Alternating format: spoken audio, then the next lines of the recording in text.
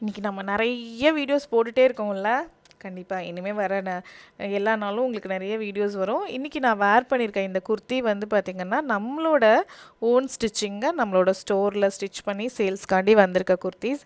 இது எல்லாமே ஏ லைன். நிறைய பேருக்கு வந்து சைடில் கட்டு வரக்கூடாது, சைடு வந்து கவர் ஆகி வரணும் அப்படிங்கிறவங்க கண்டிப்பாக இந்த மாதிரி குர்த்தி வந்து ப்ரிஃபர் பண்ணலாம்.